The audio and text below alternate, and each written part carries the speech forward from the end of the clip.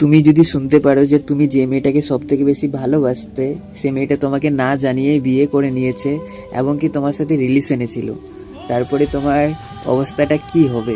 আজকে লাভ স্টোরিটা শেষ পর্যন্ত শোনো। আর আজকের লাভ স্টোরিটা তারা শুনবে যাদের মন ভেঙেছে, কারণ মন ভাঙ্গার কষ্ট মন ভাঙ্গাই তো বুঝতে পারে।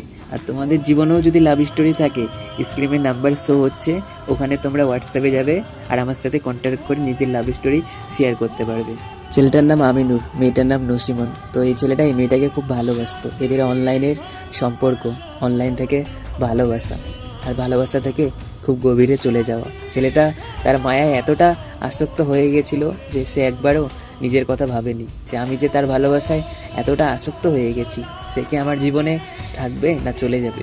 মেয়েটা তাকে বলেছিল, আমি সব মেয়ের মতো না, আমি তোমাকে কখনো একা করে যাব না। এটা বিশ্বাস করে ছেলেটা তার হাতটা শক্ত করে ধরেছিল। 3 বছরের সম্পর্ক।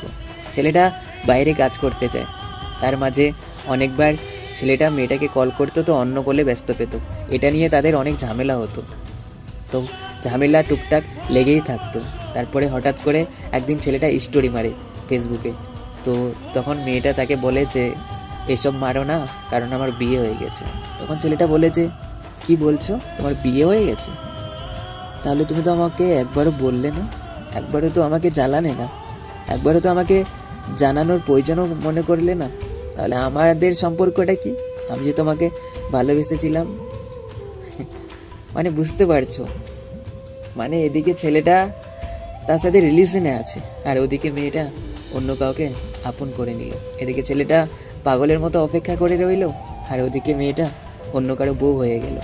এখন ছেলেটা তার ভালোবাসায় তড়পে যাচ্ছে। এখন ছেলেটা মাঝরাতে তার কথা মনে করে কান্না করে। তার হার্টবিট বেড়ে যায় যখন তার নামটা কেউ তাকে বলে। খুব ভালোবেসেছিল সে তোমাকে বোন।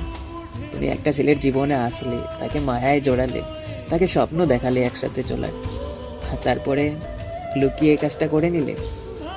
কি দরকার ছিল তার জীবনে আসার? কি দরকার ছিল তাকে মায়ায় জড়িয়ে রাখার? কি দরকার ছিল তাকে স্বপ্ন দেখানোর? কি দরকার ছিল তাকে বলার যে আমি তোমাকেই বিয়ে করব?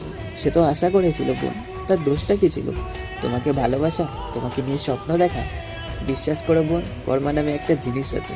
একদিন তুমি বুঝতে পারবে কাউকে কষ্ট দিয়ে কেউ কখনো সুখী হতে পারেনি।